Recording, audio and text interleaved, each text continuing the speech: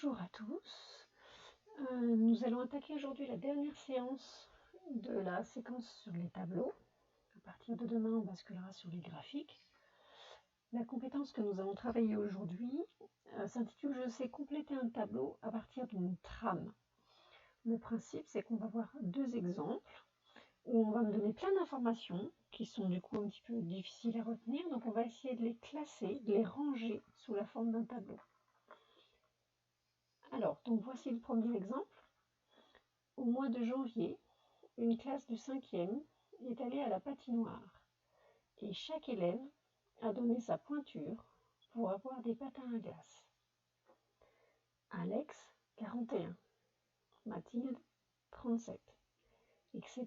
Donc vous avez à chaque fois le prénom de l'élève et sa pointure. Pour gagner du temps à la patinoire, l'enseignante a regroupé les données sous forme de tableau, le compléter.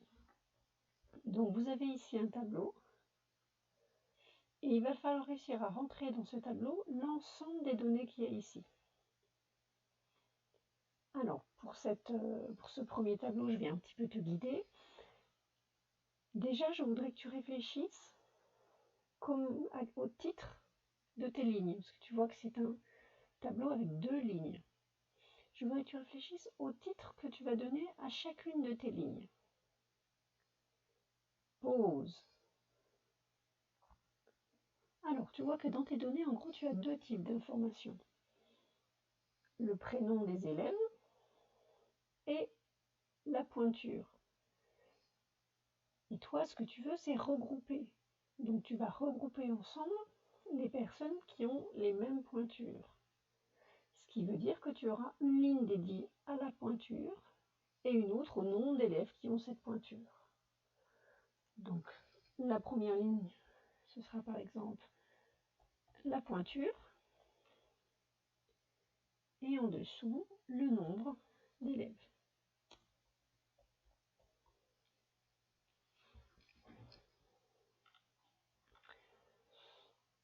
Alors, on peut continuer.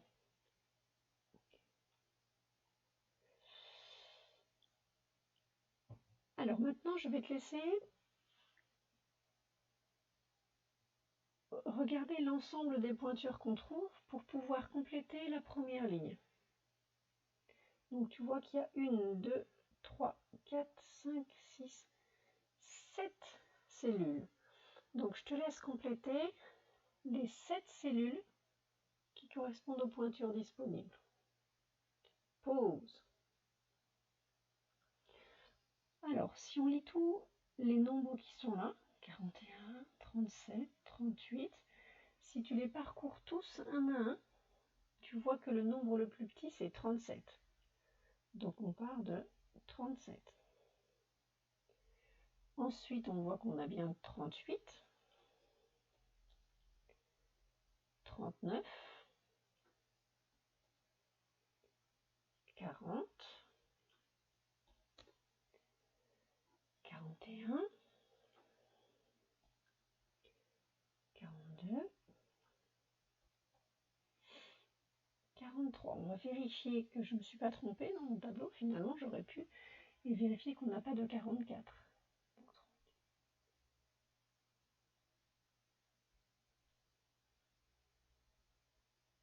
Non, il n'y a pas de 44. Excusez-moi. Donc, on n'a pas de 44. Donc là, vous avez complété la première ligne. Il nous reste maintenant à compléter la deuxième ligne, c'est-à-dire le nombre d'élèves. Alors, je te laisse réfléchir au nombre d'élèves qui ont pour pointure 37. Et donc ce nombre viendra dans cette cellule. En effet, cette ligne-là correspond au nombre d'élèves. 37 est ici. Donc à l'intersection des deux, on trouvera le nombre d'élèves qui ont comme pointure 37. Pause. Alors il suffit d'aller regarder. Donc ce que je vous propose, c'est qu'on va utiliser des couleurs parce qu'il y a beaucoup de données, on risque de vite être perdu. Donc 37, on va le mettre en jaune. Quand vous avez beaucoup de choses comme ça dans un exercice, que ce soit en maths ou français, essayez de trouver une solution pour rien oublier. Donc on a déjà Mathilde qui fait du 37, ça fait 1. Ensuite, Émilie, ça fait 2. Julie, ça fait 3. Et Lucie, ça fait 4. Est-ce qu'on en a une autre que j'aurais oubliée? Si je l'ai oubliée, c'est pas grave, on la rajoutera à la fin de l'exercice. Donc là, on est sur 4,37. Et maintenant, on va réaliser la même chose pour la pointure 38. Donc pointure 38, nombre d'élèves, et ça va rajouter ici. Donc je vous laisse le faire. Pause. Alors on va prendre la même technique, on va juste changer la couleur. On va le surligner par exemple en vert. Hop. Alors en 38, on a Floria. Candice.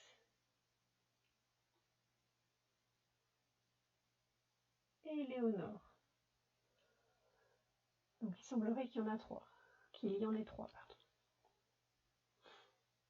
Je vous laisse maintenant réfléchir à la pointure 39. Pause. Alors je change à nouveau de couleur. Je ne sais pas pourquoi mon écran bouge. Alors mettons par exemple qu'on fasse en bleu. Donc la pointure 39. Donc on a Anne, Méline et Margot. Je crois que c'est tout. Je vérifie en prenant les lignes une à une. A priori, je n'ai que ça. Donc j'en ai 3.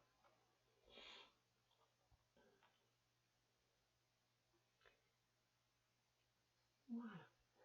Je vous laisse maintenant réfléchir à la pointure 40. Pause. Alors je change ma couleur. Alors, qui fait pointure 40? Mathis, Jacques, Emilien, Guillaume, Arthur. Ah, je vois que j'en ai oublié une ici de... J'irai corriger après le 38, j'en ai oublié une là. Donc 40, ça fait 1, 2, 3,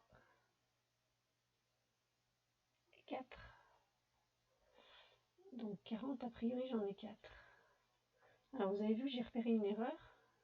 Ça arrive, hein. C'est pour ça que j'ai utilisé cette couleur, c'est pour pouvoir corriger facilement. Je vois ici que j'ai oublié Alice en 38. Donc 38, on a dit que c'était vert. J'en avais repéré 3, mais il y en a un quatrième qui est là. Ben, c'est pas grave, comme j'ai utilisé une technique qui me permet de repérer mes erreurs, et ben, tant mieux. On pourrait croire que j'ai fait exprès, mais non. Hein. Donc j'ai Alice en 38 ici. Ah, c'est pas tout à fait le même vert. Hop, donc j'en ai pas 3, j'en ai 4 finalement. Donc je corrige. Ça, c'est l'aspect pratique de la chose. Ensuite, je vous laisse réfléchir à 41. Pause. Alors, on prend une autre couleur, on continue. Hop. Donc, on est sur le 41. Alors, on a 1, 2,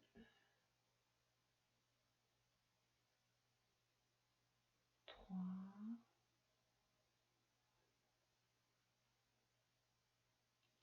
4. On a 4.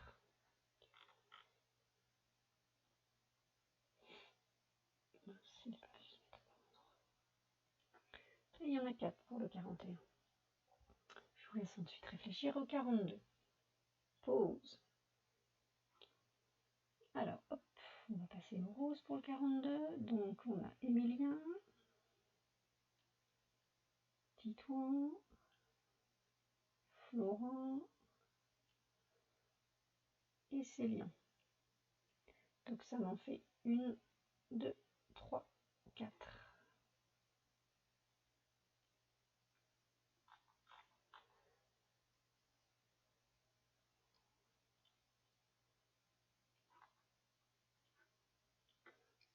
Et ensuite, nous avons le 43, donc c'est ceux qui restent normalement. 1, 2, 3, 4. Voilà. Alors, essayez de trouver une solution qui vous permettrait de vérifier qu'on ait bien compté tous les élèves, sachant qu'a priori, avec les couleurs, c'est suffisant. Pause. Et ben on va compter le nombre total d'élèves en fait. 1, 2, 3, 4, 5, 6, 7, 8, 9, 10, 11, 12, 13, 14, 15, 16, 17, 18, 19, 20, 21, 22, 23, 24, 25, 26, 27 élèves. Donc c'est une classe avec 27 élèves. Si vous regardez ensuite dessous, on a 1, 2, 3, 4, 5, 6. On a 6 pointures où il y a 4 chaussures, donc 6 x 4, 24 et 3, 27. Donc c'est bon, on a bien tout répertorié. Donc voilà, donc vous voyez que cette donnée qui est ici, qui est assez pénible, si l'enseignante elle arrive avec son groupe à la patinoire, ça va être très très long de distribuer les chaussures parce qu'on va être obligé de les faire une par une. Là, elle peut arriver en disant il me faut 4 chaussures en pointure 37, 4 en 38, 3 en 39, 4 en 40, etc. Donc, le fait de présenter sous forme d'un tableau, ça permet d'avoir quelque chose de plus simple à lire, de plus simple à utiliser. Ça peut être aussi très bien quand on organise une fête pour préparer des invitations, ce qu'il faut acheter. Ça peut être très très pratique. Alors, on va faire le même type de travail sur l'exemple numéro 2. Donc, vous avez une présentation de deux animaux, l'ours brun des montagnes et l'ours polaire de l'Arctique. Alors, je vous laisse réfléchir tout d'abord à la présentation que vous voulez donner à votre tableau. Pause.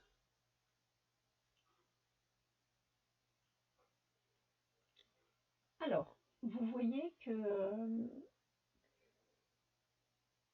on a des informations qui se retrouvent dans les deux descriptions des animaux. La taille, de côté, le poids, la couleur du pelage et le type de nourriture. Donc ça, par exemple, donc ça fait combien de caractéristiques? 1, 2, 3, 4. On peut imaginer que cela pourra être constitué les colonnes. Et donc les lignes, il nous en reste deux ici. Ce sera une ligne pour l'ours brun et une ligne pour l'ours polaire de l'Arctique.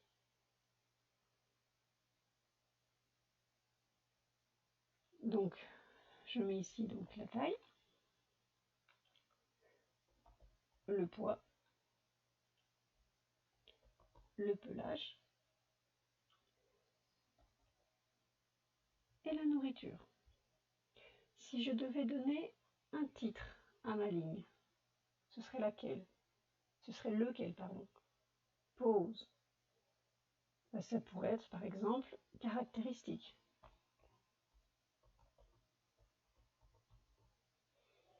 Alors,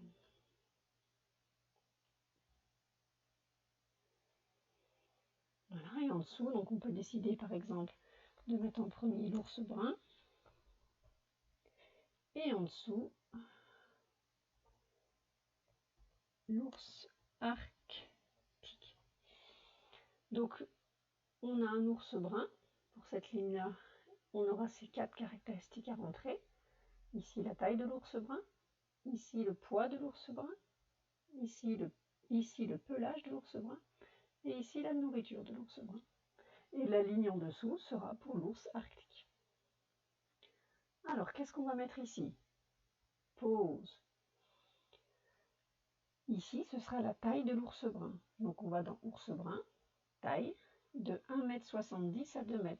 Donc, 1,70 m à 2 m. Qu'est-ce qu'on va mettre ici? Pause. Ici, on va mettre le poids de l'ours brun. Donc, ours brun, poids, environ 250 kg.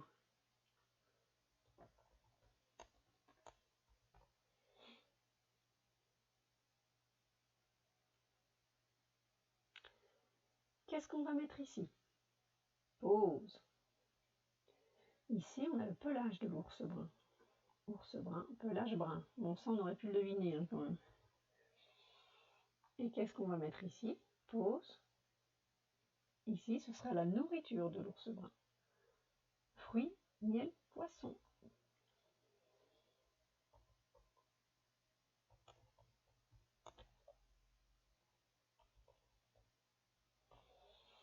Et on fait de même ensuite avec toute la ligne qui correspond à l'ours arctique.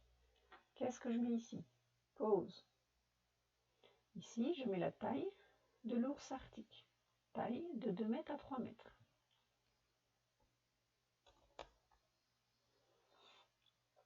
Qu'est-ce que je mets ici? Pause. Ici, je mets le poids de l'ours arctique.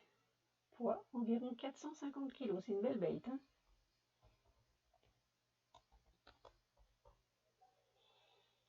Qu'est-ce que je mets ici? Pause. Ici, je mets le pelage de l'ours arctique. Je mets donc blanc.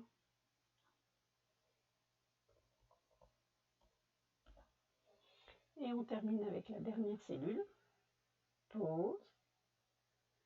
Je vais mettre ici la nourriture de l'ours arctique, c'est-à-dire poisson.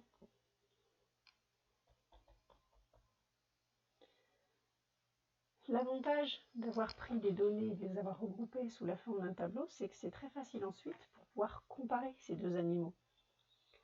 On voit par exemple, si on regarde la taille, l'ours brun, c'est 1,70 m à 2 m, l'ours arctique c'est 2 m à 3 m, on voit que l'ours arctique est plus grand. Si on compare le poids, on voit qu'il est beaucoup plus gros. Bon, le pelage, on sait qu'il est différent, et on voit aussi qu'il y a une différence dans l'alimentation. L'ours arctique ne mange que des poissons, tandis que l'ours brun mange aussi des fruits et du miel. Donc la présentation sous la forme d'un tableau permet par moment de pouvoir mieux, plus facilement avoir accès à des données qu'on a sous la forme d'un texte. Voilà, c'est fini du coup pour toutes les compétences lire un tableau. On passera demain à la lecture des graphiques. Bonne fin de journée!